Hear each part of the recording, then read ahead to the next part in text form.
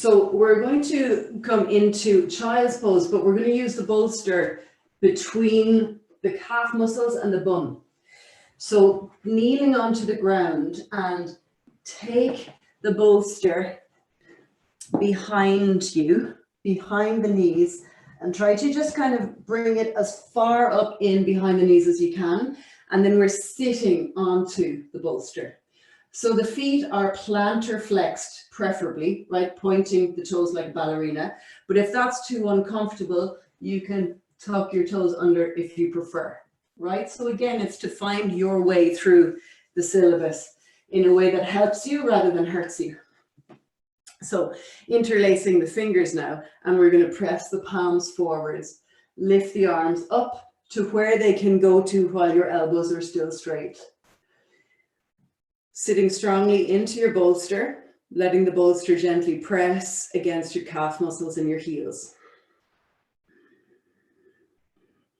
Now be aware of your own breath, right? So you don't have to breathe at the pace that I'm breathing, obviously, but do try to even it out. Samavritti, we call it. So the inhale and the exhale are of the same velocity and strength and length, of course.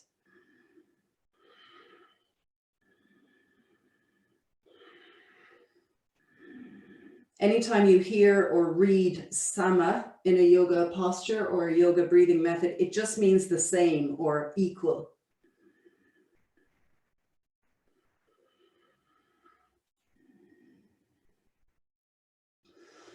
Now just be aware of your capacity for stretching under the arms, because we're going to bring that to the next pose.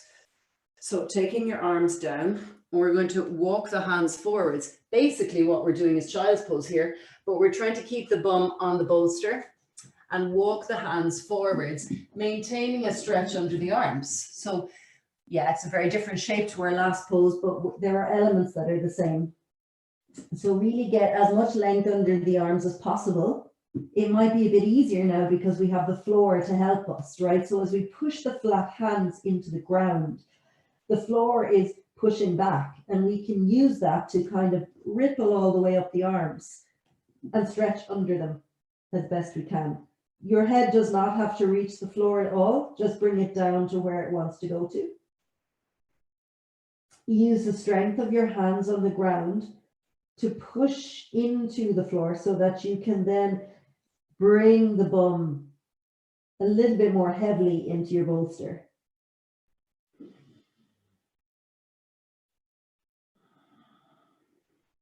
Great stretch for the lower back. Just make sure there's a little bit of tone in the belly. So think about drawing the belly a little bit up underneath your lungs. Pelvic floor also up underneath.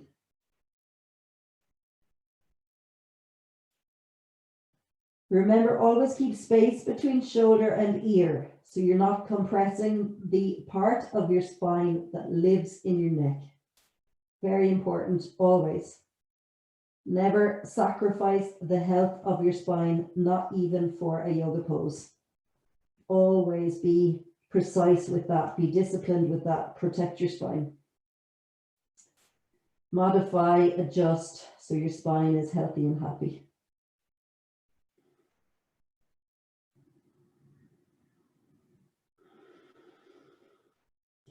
Start to walk your hands back now. And we're going to tuck the toes under if they're not already. Good. And then from there, we're going to take the opposite interlace. So whatever your natural interlace is when you're weaving your fingers together, bring every digit of the top dominant hand down one, and then we press the palms forwards and lifting up. So for some of you, this will be a repeat if you've already tucked your toes under. For others, this will be different because we're in dorsiflexion now instead of plantar flexion. But either way, it's our second time into the upper body section of this. So maybe you can draw those arms back further.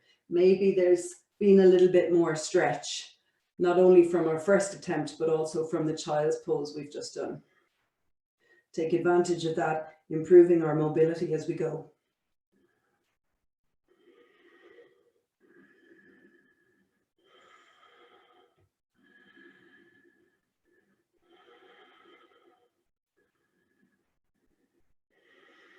Good, and we release down. Now try to keep the bolster. It's just a little bit of trickery now in our transition. Don't worry if you can't do it, but give it a try.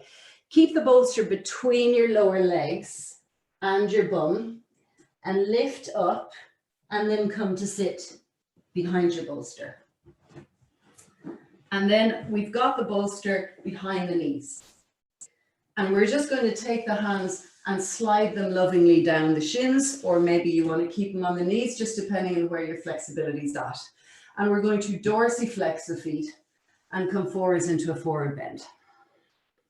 Drop the head down, let your back become rounded. Maybe the hands come to the floor beside your feet. And just let gravity do the work here. Gently stretching through, obviously through muscle fibers, but through all connective tissue in the lower back. Let your breath be soft, but at the same time quite deep. So there's a very smooth transition between inhale, exhale, exhale, inhale.